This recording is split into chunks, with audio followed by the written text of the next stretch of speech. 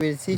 তো এই এলাকার যারা লোকজন আছে তাদের সাথে আমরা কথা বলেছি, কথা বলে যেমনটি জানতে পেরেছি যে এইরকম যে কুয়াশা। তো এই মুহূর্তে আপনার কাছে জানার চেষ্টা করবো আজকে কি পরিমাণ শীত পড়ছে।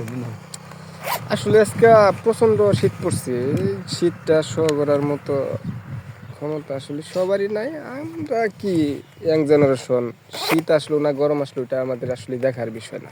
প্রিয় দর্শক, এই মুহূর্তে সংবাদ মিডিয়া চ্যানেল দিকে যুক্ত হচ্ছে আমি আসাদুল। আমি এই মুহূর্তে অবস্থান করছি বড়তলের যে চোখটি রয়েছে, এই মুহূর্তে কিন্তু আমরা সেই চোখে অবস্থান করছি। তো আপনাদেরকে যদি জানিয়ে রাখি আজকে যে শীতের যে খবর সেটি কিন্তু আপনাদেরকে যদি জানানোর চেষ্টা করি তাহলে কিন্তু আমরা দেখতে পাচ্ছি যে সকাল থেকে কিন্তু যে প্রচণ্ড কুয়াশা কিন্তু আমরা দেখতে পাচ্ছি। 11টার পর থেকে কিন্তু যে কিছুটা হলেও কিন্তু রোদে দেখা দিছে। তো এই দেখা গেছে তো এই শীতের কারণে কিন্তু এই এলাকার যারা লোকজন আছে তাদের কিন্তু খানিকটা সমস্যায় পড়তে হচ্ছে, যেমনটি জানতে পারছি। তো যদি জানিয়ে রাখি যে এই শীতের কারণে কিন্তু যে আজকে যে কুয়াশা, যদি একটু কথা যদি জানি যে আজকে যে কুয়াশাটা এই বছরে কিন্তু এরকম কুয়াশা কিন্তু দেখা যায়নি, যেমনটি জানি। তো এই এলাকার যারা লোকজন আছে তাদের সাথে আমরা কথা বলেছি, কথা বলে যেমনটি জানতে পেরেছি যে এইরকম যে কুয়াশাটা এই বছরে দেখা যায়নি। তো এই মুহূর্তে যদি তার পাশাপাশি কিন্তু যে শীত, তো এই মুহূর্তে আপনার কাছে জানার চেষ্টা করবো আজকে কি পরিমাণ শীত পড়ছে। আসলে আজকে প্রচণ্ড শীত পড়ছে। শীতটা সহ করার মতো ক্ষমতা আসলে সবারই নাই। আমরা কি ইয়াং জেনারেশন, শীত আসলো না গরম আসলো এটা আমাদের আসলে দেখার বিষয় না, বুঝলেন?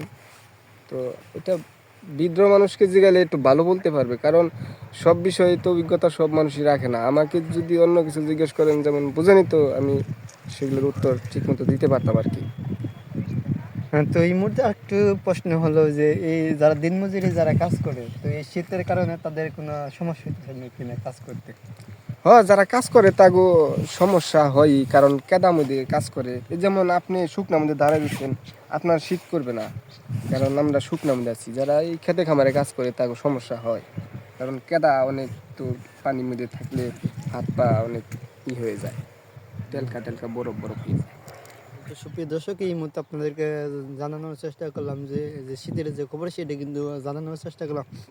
কিন্তু এই এলাকার যারা লোক আছে তাদের সাথে আমরা কথা বলেছি, কথা বলে যেমনটি জানতে পেরেছি যে গত কয়েকদিনের চেয়ে কিন্তু আজকের যে শীতের পরিমাণ সেটি কিন্তু বেশি বাড়ছে, যেমনটি আমাদেরকে জানিয়েছে। তো এই শীত থাকার কারণে যারা দিনমজুরি যারা কাজ করছে তাদের কিন্তু কাজ করতেও, এই ঠান্ডার মধ্যে কাজ করতেও কিন্তু সমস্যা হচ্ছে। বিশেষ করে একটা কথা যদি জানিয়ে রেখে, যারা এই কৃষি যারা কাজ করতেছে, যারা গোছা দিতেছে, তাদের কিন্তু বিশেষ করে এই ঠান্ডা থাকার কারণে কিন্তু খানিকটা সমস্যায় পড়ছে, যেমনটি জানিয়েছে। তো এই ছিল আমাদের কাছে যে সংবাদ মিডিয়া থেকে সর্বশেষ।